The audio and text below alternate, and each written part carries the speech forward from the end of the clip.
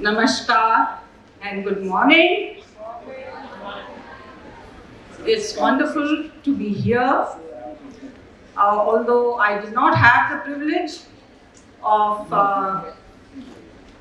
graduating from this college, this is what I could call my Sasural college. So, wonderful to be here. And wonderful to see all the women students who are aspiring, I hope, to be also in politics, quite apart from all other areas of endeavor that is open to you. So thank you to Hindu College and ORF for inviting me to this very important outreach and engagement with young people and the brightest minds on a theme which is of course centered around G20, but it is about, in a larger sense, why India matters, how India matters in the world today, and how G20 and this whole issue of multilateralism is a kind of axis on which we are trying to find our place. So you may have heard, I don't know whether you've heard me say this in other fora, but I never miss saying this, that India has never mattered more to the world than now in advancing the critical projects of humanity, of global public goods, and that equally the world has not mattered more to India in realizing its full potential in its Amrit Kaal towards a developed country destiny by 2047 goal and predictions that there are, the future gazers, the strategic future gazers, who are predicting that this is India's decade and this is India's century. So this is my basic point and the setting of the stage. The other point is, as far as the international order is concerned, the emerging international order, this is what I call the Yugantar moment, when one era is finishing and another is beginning. And Yugantar has also another context. It is the moment of Vishnu, which gives us confidence as India. And we have a youth Purush in the form of Prime Minister Modi, who has given India this will to power, which in the 9 years before, and as students of political science, you know what that is. That in the 9 years, we have developed a will to power, a greatness vision for India, Mahan India. So this is also that Yugantar moment where India is itself willing to become a major, from a major to a leading and great power, that transition. And also at the same time, the international arena, the emerging global world order, it is tectonically shifting, and we are perhaps already there. We have a Cold War 2.0. We have other crises and poly-crises, simultaneous and overlapping. So in the midst of all that, India is therefore well poised to become the third pole, independent civilizational state pole geopolitically, and it is in the sweetest spot as many people have said, since 1947. It's also about the confidence and Rashtra Dharma, as I mentioned already, of will to power, and in the context of, and that is a point I really want to say, because we have in the G20 the mantra of Vasudhaiva Kutumbakam. But we have to fuse that with Rashtra Dharma.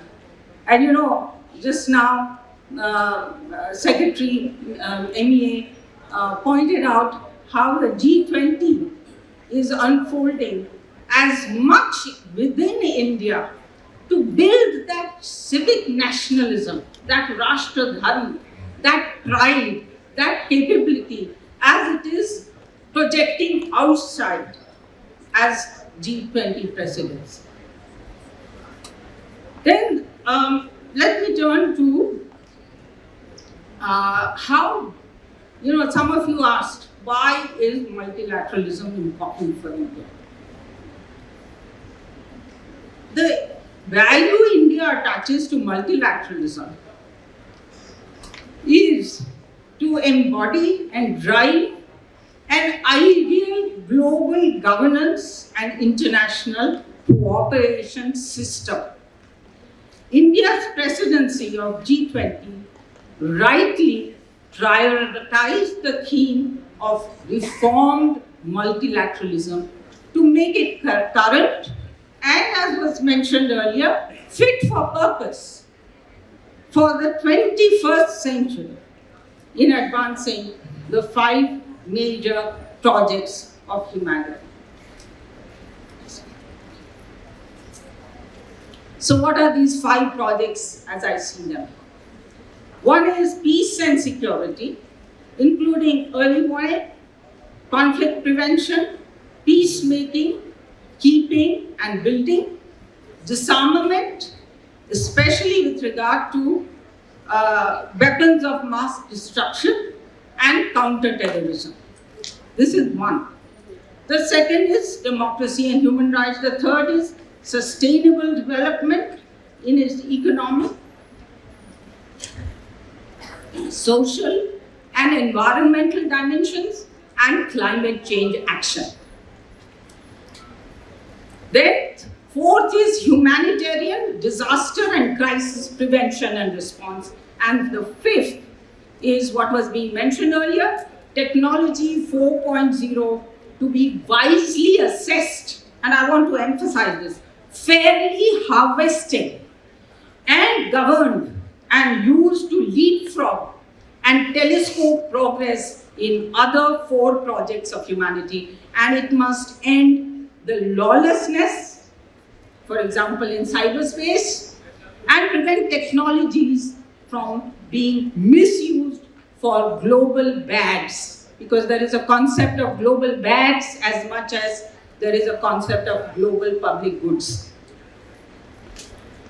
India has also demanded that these projects, and I come then to the concept of the Global South. I know you have a session separately on the Global South, but someone who has been with the UN Conference on Trade and Development for many years, I would like to also throw a little light on that.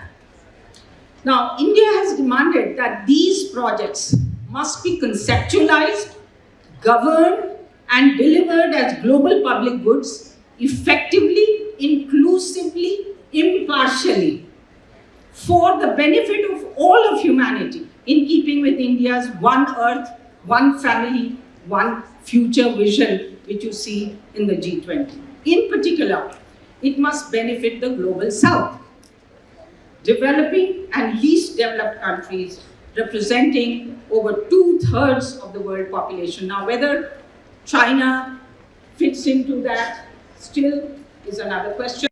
I said 2/3 of the world population. And majority of aspirational humanity that is struggling to eliminate poverty, achieve accelerated economic growth and well-being and its sustainable development for all, and bringing in the concept of Sarvodaya and Antodaya, which is also there in Agenda 2030 in terms of leaving no one behind and reaching the farthest first. Now, what is the Global South? This is a moniker that has been used from 2000 onwards in contradistinction to the Global North, epitomized in the G7, which is of the industrialized developed countries. It marked the increased participation of developing countries in international trade, finance, economy, investment, technology, global governance, and norm setting. Now, multilateralism has a very major role in norm setting. Heralded the centering of the South instead of the bordering of it. This is an evolution from the concept when we were in the UN in the 70s and 80s and 90s. We used to talk about the Raoul Prebisch. I wonder if you have read about this theory of core periphery. So, Raoul Prebisch theory of core periphery, where emerging countries emerging from colonial rule were essayed as being relegated to the periphery of the world economy. It's a political economy concept. Relegated to the periphery of the world economy and in an exploited role in terms of division of labor, in terms of rules of the game, and in terms of power relationships. So the Global South is a concept which has evolved from that, but it is now Global South, a more empowered South, where many developing countries, as I mentioned, have emerged into and have got centered over the years. So this is the other concept which needs to be kept in mind when we look at G20 and India trying to represent the interests of the Global South. Now, it also coincided with the founding of the G20, because otherwise there was this club of developed countries, and then G20 came in and it became the 10 developing countries, most powerful economies, and 10 developed countries, and that became the G20. Now, India has been a leading member of G77, the group of 77, and led many a battle in defense of developing country interests in multilateral fora, including the UN, UNCTAD, GATT, WTO, World Bank, and IMF, as it is doing today in the context of G20 presidency. Now, while in the past, India batted about, I think there was its question is, how effective are we in, or have we been in multilateral fora? Yes, in our earlier years, we used what is often referred to as the power of argument. The argumentative Indian prevailed just by the power of the argument to influence, if not, block, but at least to influence and shape systems.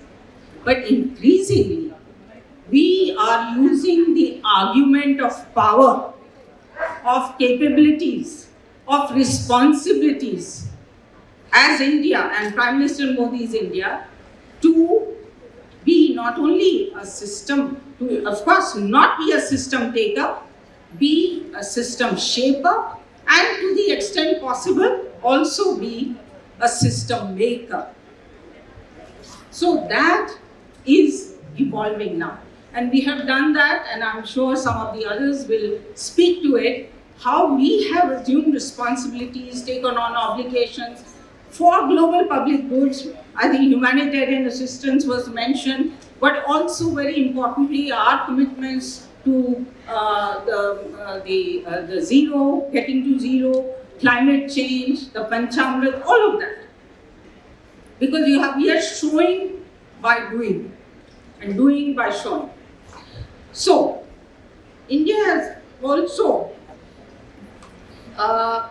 now what is it that has been the credo of the global south as India has enunciated it?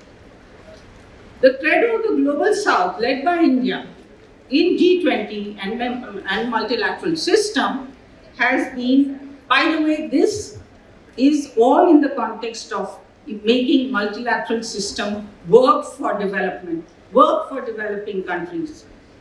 So, the credo has been that we have to have more effective international and north-south cooperation, and of course south-south cooperation, to focus on interdependence, not dependency. And in a way, it's the Atmanirbharta ethos, if you will. Fairer, more just, more equitable multilateral trading, financial and monetary systems and international order. Then many people refer to globalization. Who has it benefited?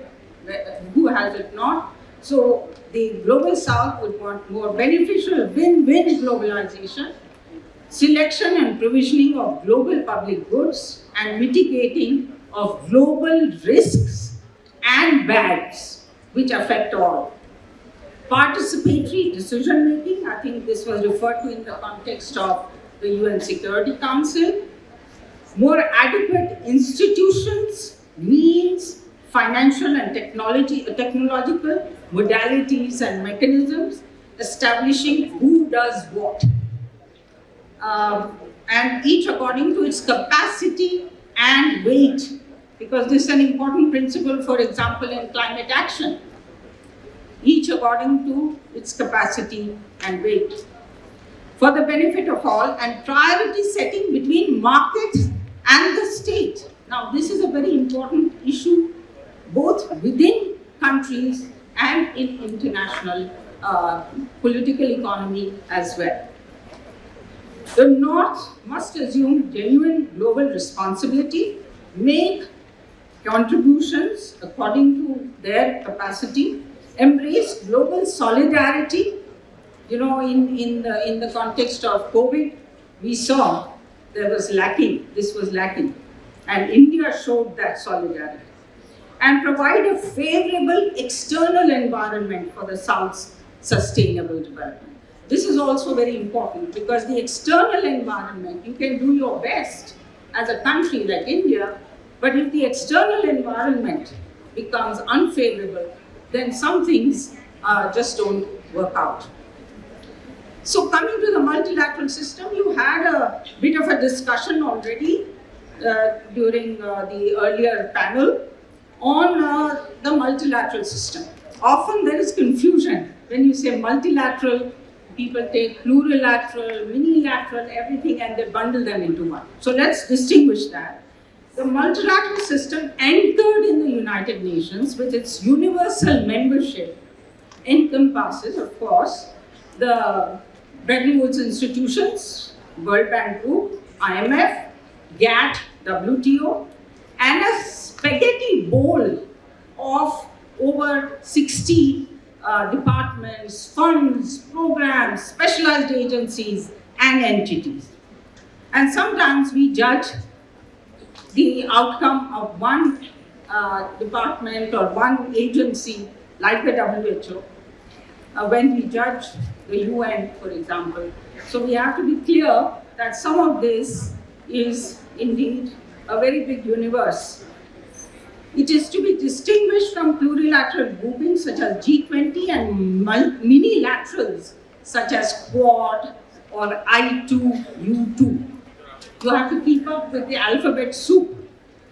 And a plethora of North-South, South-South, regional and sub-regional and inter-regional cooperation groupings that populate this planet. Now, this system went through even as it was celebrating its 75th anniversary in 2020, it went through 3 major litmus tests. which if only partially passed. If I want to be, talking about glass half full rather than glass half empty. And these were the World War III, like COVID-19 pandemic, health and biosecurity crisis, 7 million deaths, socio-economic calamity, the Ukraine-Russia conflict threatening to turn into a West NATO versus Russia one with a real risk of a new nuclear Armageddon, the 3 F's crisis, which was mentioned, and further socio-economic distress. We in India seem to be somewhat insulated, but if you look at the world around us, we've also gone through hell and come out of it, and thanks to the leadership that we have. But it has been one of the, as Charles Dickens said, the worst of times. And of course, we are trying to make it the best of times. So now these poly-crises, which is simultaneous and overlapping crises, posed an existential crisis for the UN and also raised the clamor for reform, fundamental reform. Now, how much of a reform? Some of you raised that question. It should be whether it should be rewriting the charter or whether it's tweaking what we have is something that is, of course, partly, as you know, politics is something which is in the realm of the possible, isn't it? Isn't that what they say? So, it triggered an introspection on why, what, how the multilateral system fell short, proved inadequate to be the knowledge hub, to be the conscience keeper, to be the global norms and standards setter, convener, advocate and movement builder, impartial arbiter, and crisis response mobilizer and coordinator. It highlighted the urgency and vital necessity of reform and overhaul of the system, and to serve the original noble purpose, but also adapt to the new demands of the 21st century. So what is multilateralism? Very quickly, I would like to begin by quoting the UN Secretary General himself, who said 3 things. He said that there are too many multilateral problems and not enough multilateral solutions. Second, he said that the UN lacks the scale, the ambition, and the teeth, and where, like the UN Security Council, where it has teeth, the right to, wage peace through war, if necessary, by force, or economic sanctions, it does not have the appetite. And then the third thing he said, which is, is applicable to every situation that the multilateral system faces and the world faces, is he fretted about it being gridlocked in colossal global dysfunction. So all of these are the symptoms, of course, of a deeper malaise. So I think Minister Puri mentioned about the 3 UNs, and we happen to share a very long association, and shall we say we are both great students of long-standing students of the UN, and we agree on this, that we have to have, it's not monolithic. We need to reform the way the 3 UNs work. Member states, especially the major powers and their geopolitical and economic dynamics. Then you have the Secretariat, their capabilities, their impartiality and independence. These 3 things are very important if we have to have real reform. And we, the people of the UN Charter, global public opinion, media, civil society, private sector, all of these, and academia. So these must work harmoniously together to really produce the UN we want. So the first problem is, of course, that it is outdated. It was created in 1945 by the victors, for the victors, and of the victors of the Second World War. And at a time when there were only 51 members, and now we have 193. So there is, and then since then there has been a dramatic dispersal of capabilities and responsibilities around the world in multiple countries of the South. And then these have become structurally sclerotic. Their procedures and processes are archaic and debilitated in many cases. Their inability to reform for democratic decision making have undermined their legitimacy, and this is particularly true of the UN Security Council. And then there are new actors and factors. Intractable non-state actors, including terrorists, powerful corporations whose reach and net worth is more than most countries' GDP. Shape-shifting new technologies, new areas of governance like the blue economy and the ocean governance. The virtual imperialism, of the internet, digital fintech, new media platforms and narrative setting. This is very important for all of you to know. Because you are setting narratives, it's very, very important to know that this also needs some element of governance. Fintech, internet, new media platforms and narrative setting, and mind and resource capture.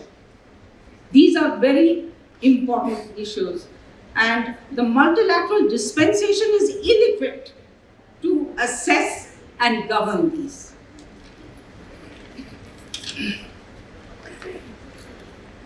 Also, the processes and how it is organized, the decision making has been very elitist in many cases, and certainly in the organizations that have teeth. And that is where we seek change as India and on behalf of the global South. And this is what I want to also emphasize, whether it is UN Security Council or whether it's IMF World Bank, where we seek more voting power for developing countries. It is not only about India. Yes, it is about India, but it's also about the global South. So let me just look at, in the 15-member UN Security Council, veto-wielding permanent 5 have control over its decision-making, and entire continents, Africa, Latin America, and most of Asia and SIDS have been left out. And over 5 billion people are unrepresented in permanent membership. So that is the anachronism of this. And then, of course, in the BWIs, IMF World Bank, they have weighted votes and skewed quota system, SDR allocation formula, convertible currency norms, lending policies and decisions influencing finances and markets. And in the GATT WTO, those with the largest trade share and budget contributions wield power to set the trade rules. So, this therefore raises the question, I think one of the questioners raised that question. Whose multilateralism, whose UN, whose BWIs is it? Who runs it and for whose benefit? Is common good and interests of the weaker countries, whose champion and succor the UN is supposed to be, sacrificed at the altar of the country's interests and the major countries' interests and gaming of systems? WHO and its COVID-19 stance is a recent case in point. So, the other issue is it is under-resourced, donor-driven organization because the regular budget is limited and then extra budgetary resources, whoever donates rules. It's like I used to call it the dowry system. So all of this has to change. And then I think UNSC reform, where India has in when it was president, it had the presidency of the UN Security Council, proposed the norm, which is the new orientation for reformed multilateralism, involving the UNSC reform, which is the apex controlling organization, as I said, mandated to wage peace, impose sanctions, use force under Article 41 and 42 of Chapter 7 of the UN Charter. So, this is like the cockpit. It's like the control tower that needs to be reformed. Increase the number of non-permanent members and permanent members to provide equitable representation. By the way, this has been a 30-year journey. Again, this is unconscionable. From all continents, populations and regions. And not only because we want to represent those regions, but because of greater diversity of experience, political sagacity that we can bring, and bridging role. This is very important in today's time. Sustainability, effectiveness, quality of decision making, and salience of actions on the ground. And then, of course, there is this whole veto question. Give up the veto or abolish it, or discipline it. Better calibrate the relative roles of the UN General Assembly vis-a-vis UN Security Council, better codify and formalize and make more accountable the working methods, and also have a more independent and able secretariat, provide regular budget, predictable, stable funding for peace and security architecture and its functions, including counterterrorism, because that is a major issue, that the counterterrorism secretariat is donor funded. So the narratives and the agendas are often donor driven. So we have to make that break. And of course, empower and enable regional organizations. And of course, in order to do this, we have to immediately engage in the General Assembly in a text-based negotiations and directly on the reform itself, without talking about whether to reform or not. And I think there is now, after this shake-up of the Russia-Ukraine conflict, there is a realization, even amongst the P5, that there is a need for change. And some things are moving, but not enough. But of course, what is our ideal? That these negotiations should lead to an outcome that should be launched at the reformed UN at a UN conference of the future. There is a UN conference of the future which is scheduled for 2024 September, wherein a new agenda of peace is to be adopted. But if you don't have a reformed Security Council, what's the meaning of this new agenda of peace? And then, of course, I mentioned counterterrorism architecture and also the UN sanctions regime. Again, the court, for example, has expressed concern about the politicization of the working of UN sanctions regime, and the court called on all states to maintain the objective and evidence-based working methods of the UN Security Council Sanctions Committee. And of course, we very much support, as India, as you know, the early adoption of the Convention on Counterterrorism, which has been held up again for many years. I hope we can have a breakthrough and a refocus on this very important peace and security issue, which seems to have fallen off the radar somewhat, and I think India has tried to bring it back. Then very quickly on the reform of the multilateral development banks. They suffer from being, you talk about too big to fail. Here, you are too small to succeed. This is the problem with the MDBs and the IMF. So, they only account for 10% of development finance to developing countries, and only 40 billion in climate finance, when the need is for trillions.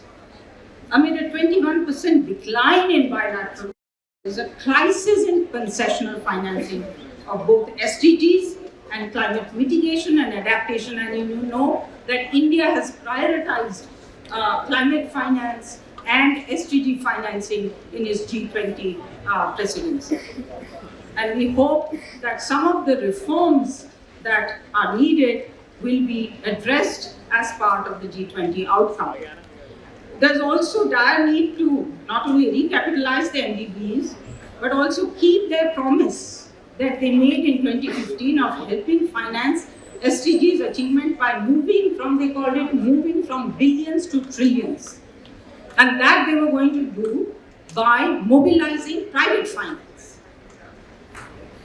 So, and of course, replenishing the global public good funds like the climate fund. Then we come to, and there are a number of ideas. I think I've already taken a lot of time, so I just want to very quickly talk about IMF quota and voice reforms, which are very much on the cards and which are scheduled normally, but also as G20 presidency, we would be pushing that.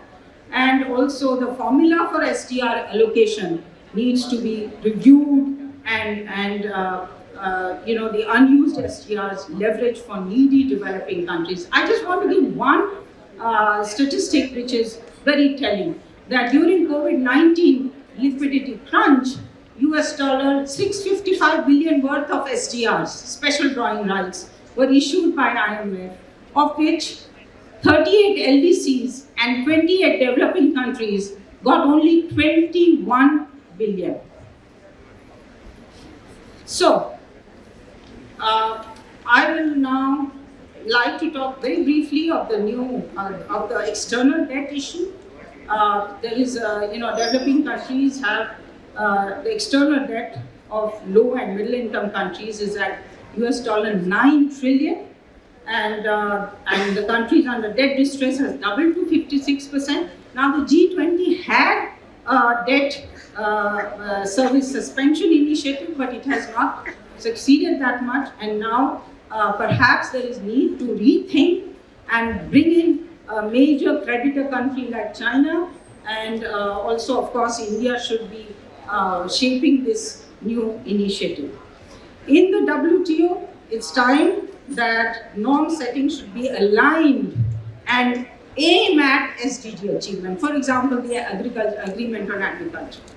And also what is happening there is a total dilution, erosion of multilateralism, of MFN, because it's no longer single undertaking, decision by consensus, because there are a slew of plurilateral agreements and joint statement initiatives that are bypassing that. And then of course there is the WHO reform, but I would not like to go in, but basically to make its surveillance and its accountability stronger in terms of any future. And you've been hearing all these reports about how pandemics are no longer going to be once in a century. So we have to have pandemic preparedness built into a new WHO. So we know what is wrong, we know what is broken, and what is dysfunctional or weak. But no consensus exists or can be mustered easily for reform, especially as the Cold War II type of geopolitical contestation and economic turbulence are at their peak. So we must keep alive, however, the hope and ideas. I think ideas are very important. We must provide the grist of ideas, to the mill of policy making and negotiation, so that we can really each country individually and as an international community to ignite the power to reform, rebuild, and recreate a multilateral system that is fit for purpose, as we were mentioning, but also that is really for the 21st century. India's G20 presidency is a window of opportunity, and India sees it as that, for hammering home the message that reform cannot be put off without risking a global conflagration, an irreversible economic meltdown, climate change catastrophe, and failure to achieve the sustainable development goals, which are the lifeline to the survival of the human race. India has and must continue to demonstrate its faith in what Swami Vivekananda ji said in terms of his belief in the perfectibility of humanity and its institutions. Thank you. We have two panelists with us, Ambassador Sujan Chinoy and Adrian Haack from KAS India office. And both, I think, perhaps can engage with two sets of issues that Ambassador Puri raised. Ambassador Chinoy, if we can start with you. I think we heard a lot about UN reforms and UN reform agenda. And of course, one very pertinent issue about financial structural reforms. Perhaps if you want to talk about that, you have done a lot of work on that area and you have looked at it very carefully. As to what reforms are we looking at from an Indian perspective, which are priority areas for reforms, and where do you think the bottlenecks lie in terms of moving forward? Thank you for inviting me. Ambassador Lakshmi Puri has covered a vast gamut of issues, but for me, fundamentally, the takeaway is that multilateralism is fractured. It's not yet completely irrelevant. In other words, it must not just be reinvigorated, but also reformed fundamentally.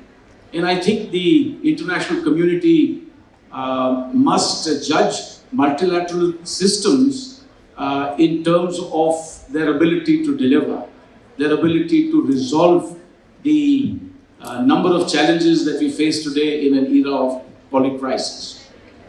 There I would say the scorecard is rather poor because the UN Security Council as well as the UNGA are racked by dissent and differences. And although one can take the safe view that for the past 77 years, the UN system has held peace more broadly, I do not think it has truly delivered. It has not fully delivered on human rights, it's not fully delivered on peace and security, and it's certainly not fully delivered on what you call economic growth and development. The League of Nations also failed, as you know, to keep the peace in the interwar years, and it sank without a trace in 1946. Now, when you look at the League of Nations as a reference point, what is interesting for me is that all members of the League of Nations, whether they were permanent or non-permanent, actually had equal veto rights, and yet it sank without a trace. This is because those that exercised veto rights then were also extremely unhappy sharing that power with the others, and one by one, whether it was Japan, whether it was Italy, whether it was Germany, or eventually the Soviet Union, they walked out of the League of Nations. The key point here is that the UN Security Council has not been reformed for a very long time. Certainly not since 1965, when there was a cosmetic change in terms of increasing the total number of non-permanent members from 6 to 10. Now, it's from the Indian point of view, it's interesting to note that in 1945, one particular Asian country had a free pass, that is the Republic of China, poor, agrarian, large population, and it was made to sit in the Security Council just to add a little bit of color, and it certainly didn't have nuclear weapons then. In fact, nuclear weapons or the possession of nuclear weapons was not a criterion. Only one country had demonstrated possession and use in 1945. The others came on later. Today, when you look at it from the Indian perspective, whether in terms of its economic clout, its population, its contribution to global structures, multilateralism, the initiatives that we have taken, ranging from yoga to the International Solar Alliance or the Coalition on Disaster Resilient Infrastructure, for that matter, what we are trying to do in terms of resilient infrastructure for island countries. India is well placed to be right there at the top of the table. And I think from our perspective, therefore, we would urge the global community to do more in terms of the intergovernmental negotiations, which are really not achieving much since 2007. We must look closely at veto power, which has been greatly abused by the permanent members. On the financial institutions, if I may add a word or two, I think from my general understanding, the IMF SDR quota system has, right since the inception, been weighted heavily in favor of the developed nations. So if you look at the SDRs of 952 billion US dollars, well, nearly 1 trillion, it's only 1% of global GDP. So it shows that there isn't adequate financing there. Secondly, when you look at the breakup, 426 billion US dollars is really the SDR element. The rest of it is new arrangements to borrow, bilateral borrowing arrangements, which are again discretionary in the hands of the developed countries. So to start with, the SDR structure hasn't seen much of a reform. A bit of tinkering that was referred to in terms of the additional voting rights in 2007 and 8, possibly the bailout of $659 billion that Ambassador referred to, but there hasn't been a restructuring in terms of the relative weightage of respective economies in the global economy and their corresponding, SDR rights at the IMF. For the World Bank also, I think it has to compete today with other financial and developmental systems. I see three. There is one, the US-led Bretton Woods system, which has not delivered at a time where about 75 countries are in deep distress. The second one is actually the ADB structure led by Japan, which has tried its best and is working closely with many. And the third structure that has emerged is one that is led by China, which is preserving the existing system because it benefits from the existing system, but also creating parallel systems like the AIIB and the BRICS New Development Bank, etc. For me, the irony here is that these are working together and yet not working together. The United States and Japan are nowhere to be seen in the China-led systems, but their closest allies, like the United Kingdom, Germany, Australia, are inherent members of the AIIB, and India is a founding member of both AIIB and the new development bank, the BRICS. It's a very complex situation. What I would see the positioning of India is that in this world in which there are too many binary choices between this group or that group or this ideology or that, India must offer that third choice. Whether it is in infrastructure, whether it is in solar, whether it is in connectivity, whether it is with regard to island nations, it is India that can also offer ethics, values, and truly try and implement this whole idea of Vasudhaiva Kutumbakam. The crisis is common to all geographies. I've generally tried to summarize that as the 6 T's. The T of trade, the T of technology, the T of territory, the T of terrorism, the T of tenets as in narratives and competing ideological groups, and the last one is the T of trust or the utter lack of it. This is common, whether it is the Indo-Pacific, whether it is Ukraine and the European theatre, whether it is elsewhere. So we should have more of multilateralism, but this can only be done if there are adequate structures that deliver. And they must deliver for the betterment of the global community, not to preserve the exceptionalism inherent in the existing global system. I think the G20 for India provides that moment when we can bring everybody onto a common platform. There are no vetoes in this group yet. A very large part of the global, GDP, trade or population is involved, and maybe reason with people to see that this is an opportunity for low-hanging fruit to be delivered, to try and overcome some of their contradictions elsewhere. And I think India can give that leadership. Thank you. Thank you, sir. Adrian, if I can come to you, we have heard and we have been hearing a lot about multilateralism's crisis, and yet we also know we can't live with it, so we need to create either alternative structures or reform existing set of multilateral institutions. India and Europe, India and Germany both have had very similar approaches in some ways towards the crisis that multilateralism is facing, and yet there are some divergences in terms of how to proceed further. As someone looking outside into this conversation that India is having among ourselves, with what the future holds, what role India can play, what possibilities do you see for India as part of the G20 process, as well as the broader question of multilateralism and where India stands in that architecture at the moment? So, let me start with the G20 topic, because, as you know, Germany is in G7 and in G20. And from our perspective, both bodies are extremely different.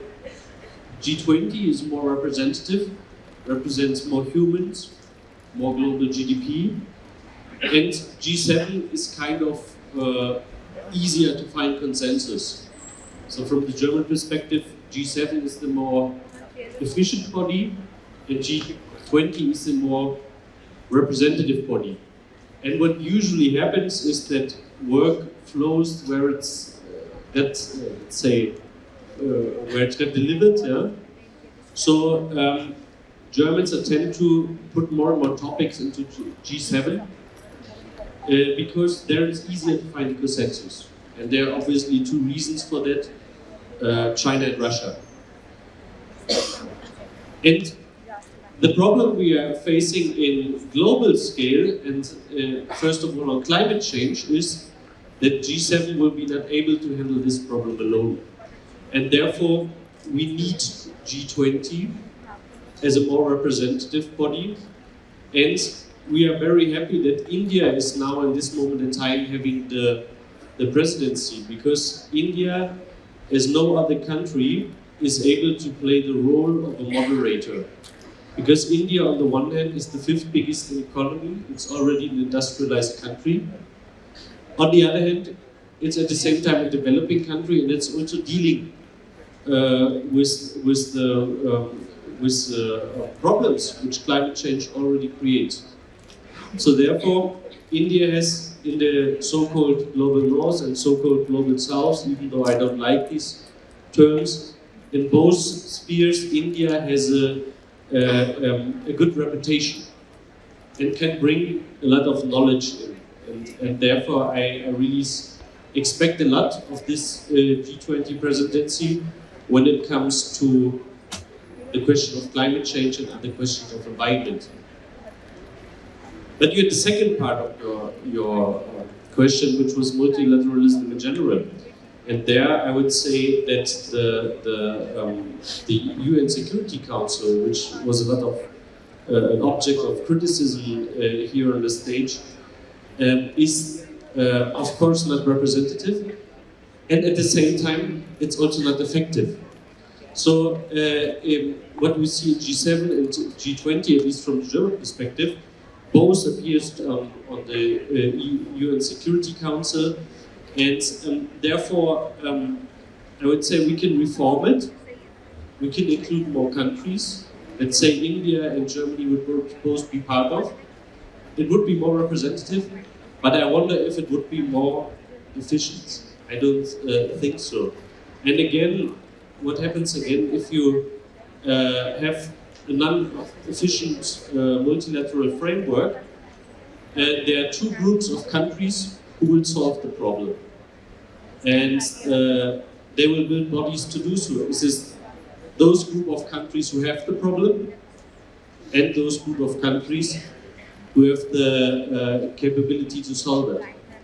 And we see it very, very easily on the current event, the war in Ukraine, UN voting was only symbolic, has no influence on the ground. What actually happened that within a very short time, Ukraine contract group was implemented and became, in a few weeks, the biggest military alignment in mankind. And it only consists of two parts of countries, those who have the problem, Poland, the Baltics, Germany, etc., and those who can contribute, Japan, Australia, US, etc. And in this kind of problems that works, but it won't work in other cases like countering terrorism globally, like fighting climate change, or let's say in the areas of ocean. And therefore we really need an international framework where we can work on those issues. So I don't believe that UN will ever be able to provide peace all over the world. That would be a kind of big of a challenge. It has to be solved regional. But UN should be able to work on the issue of climate change, because otherwise we have a global problem. Thank you.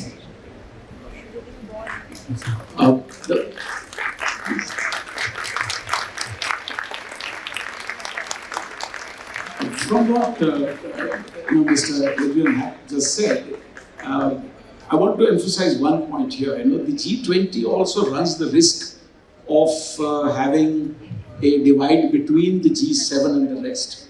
And my urging to the G7 would be, do not try to usurp or replicate the powers of the UN Security Council or the divisions therein into the G7. Because the UN Security Council is divided, utterly, hopelessly divided, with the Russians and the Chinese tending to take one line and the United States, UK and France taking another, the G7, in my view, is gradually usurping that power to create the kind of consensus that they can't find in the UN Security Council. If they were to bring that attitude and exceptionalism and pre-decision making into the G20, it would be at the cost of the rest. So that is something that I would mention. And as far as veto is concerned, I don't know if you are interested in this, but history tells us that when the veto was finally being discussed at the Yalta Conference in 1945, the American representative took the view that it's either the veto system for a privileged few or no charter. You can forget it. You can go back and tell your governments that there was no charter.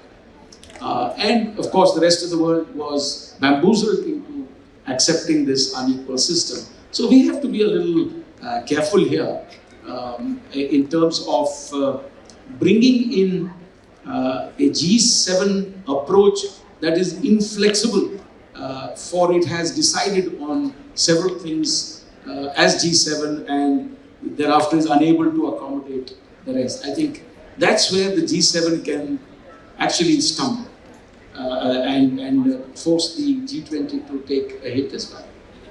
Thank you. I know we are running out of time, but since this event is for you, I will give you 2 questions.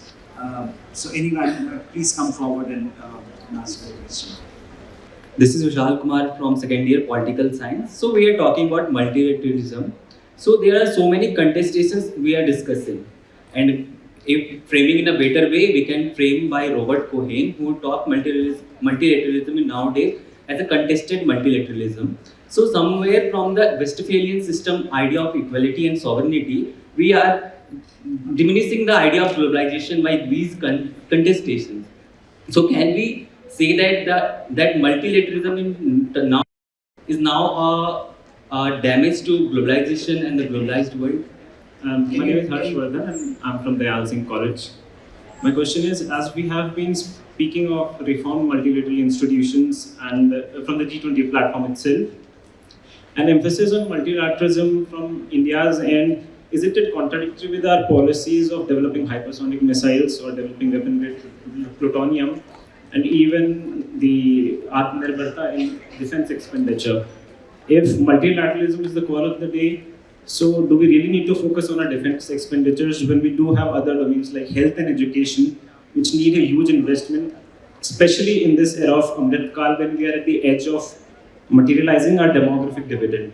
I'm Anju Sharma from Pol Science Department, Kirodimal College itself.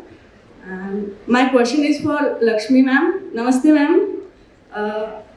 If this is a Yugantar movement for India, then why is India lacking the diplomatic policies in terms of bilateral relations with China, when China is aggressively dominating in the Indo-Pacific region, along with renaming the places of Arunachal Pradesh, and which is all in all threat to our very soul of India's integrity? Thank you, ma'am. Well, I just want to briefly refer to the issue of contested multilateralism. I think what is happening is that there is a global multilateral order which is driven right now. You know, you had the end of the Cold War in 1990, and then after that it was a unipolar world, and then now we have a recrudescence of the East-West divide and Cold War 2.0. That is impacting multilateralism, and that's going to continue to impact multilateralism as we discussed.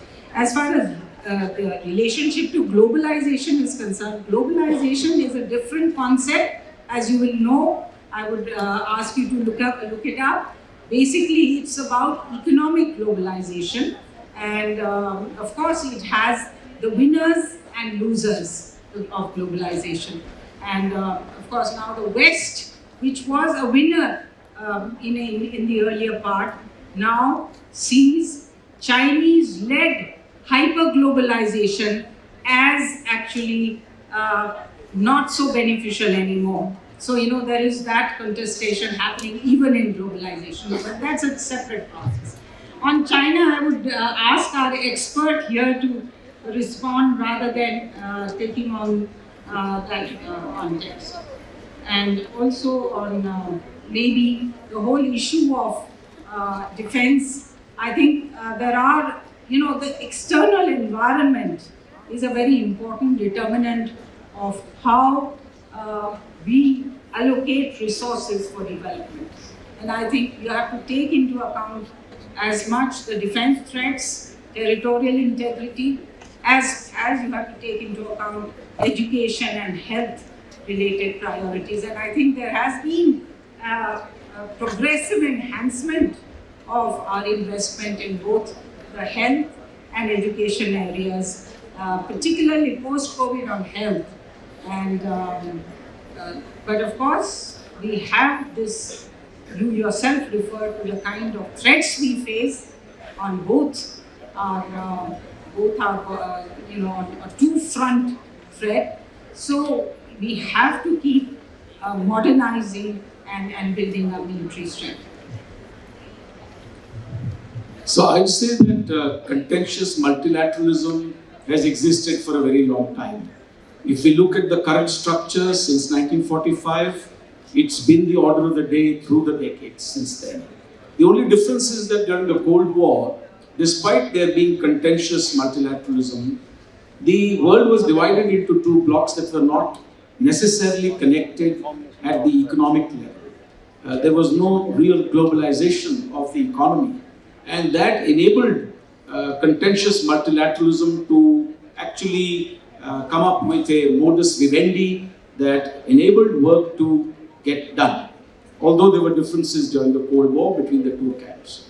Today it's quite different because not only are the two main adversaries intrinsically interconnected at the economic level, the United States and China, for instance, but the rest of us, including the Global South, is interconnected with the both of them. The second point is that globalization is the genie that you cannot put back into the bottle. Some have gamed it, some have used it better than others, but there are a lot of countries that have not benefited from the globalization as we know it today. The gaming has to be prevented. In other words, for instance, market access, the definition of a market economy. China, despite being in the WTO for long since 2001, at the end of the 15-year period, was not recognized as a market economy in 2016 for very good reasons. So globalization has to be a level playing field. It cannot be a structure in which some can gain things more than others, create dependencies, debt trap diplomacy, and so on and so forth. Third point, very quickly, is that the world today is unable to agree to a proper definition of rules-based international order. And the point here is that these rules, as many argue, were made by some, were made by few countries in a different era. This may actually put the most unlike partners on the same side sometimes. For instance, even India would believe that there are aspects of this rules-based international order in which India had nothing to do with the making of those rules and regulations. At the extreme level, you will see that China, which is part of the existing privilege system, is also saying the same thing.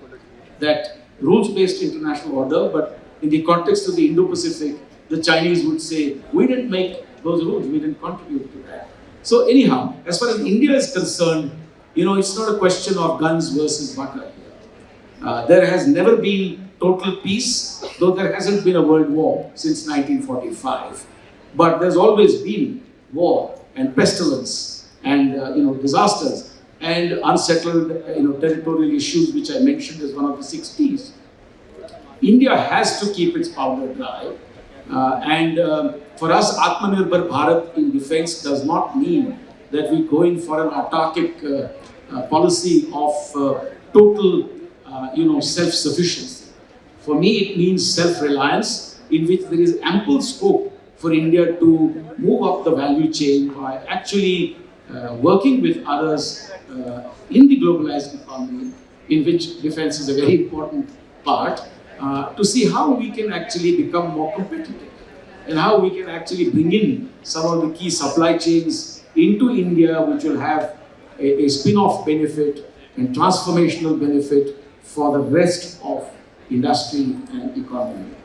And stop there. Adrian, you want to come in? Maybe very briefly, because from the German perspective, the Europeans built a regional framework, which was kind of a bubble where we lived in. And when we were looking outside, we were seeing for many, many decades a world which was dominated by the US, which was so close to us that it looked very similar as our bubble. And for the entire rest of the world, I mean, all non-US minds, it was very easy since the collapse of Soviet Union to criticize the domination of the US and to give advices how they should shape the world order. Because what we're actually doing by that is saying there's another hegemonic power, and since I know there's no objective world order, I want this power to implement my interests, which obviously doesn't work because there are several interests. But this was very convenient decades for all of the rest of the world. And now, as we see China on the horizons, we have to ask the question, how does the alternative to the status quo look like? And you framed it rightly in your book, sir. China is a power challenging the status quo. And what we are, and by we I mean the rest of the world, are lacking us is to define what is the status quo we want, or what is the shape of the multilateral order we want. Because if we only say what we don't want, we leave it up to China with a new world order and US defending the old. And therefore we have to, I would say, get more active and not passive. And I think India is doing an approach with this G20 presidency. Thank you. All that's left for me is to thank my 3 panelists.